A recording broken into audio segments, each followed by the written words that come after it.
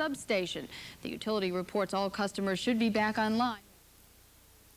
To some, American history is nothing more than a course taken in high school. To others, it's something to take a genuine interest in. And then there's a Westport author who not only writes and lectures about early American history, but may also be considered one of history's caretakers. News 12's Frank Boris explains.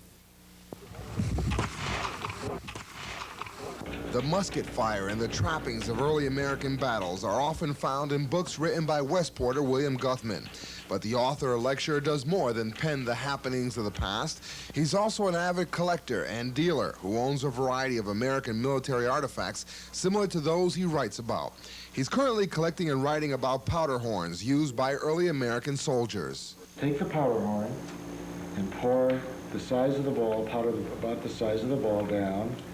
This one was used by Israel Putnam, a famous Connecticut military leader in the 18th century. Probably worth pennies back then, the powder horn recently cost Guthman $53,000.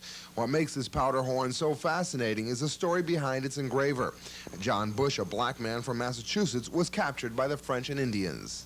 I think his story, being a marvelous artist, being a free black, and having been captured and carried away and never heard from again, is a fascinating story.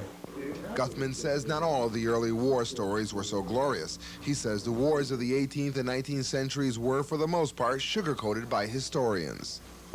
When people begin to realize that things weren't as bright and beautiful as they thought they were, then I think that surprises them a great deal. Guthman says hardship and adversity were common in the lives of people in the early American military.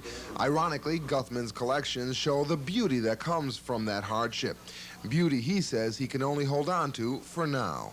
Its importance is much greater than your importance, so it makes you feel, I think it puts somebody in their place in a way. It makes you realize just which is what and who owns what. Does the object own you for a while, or do you own the object?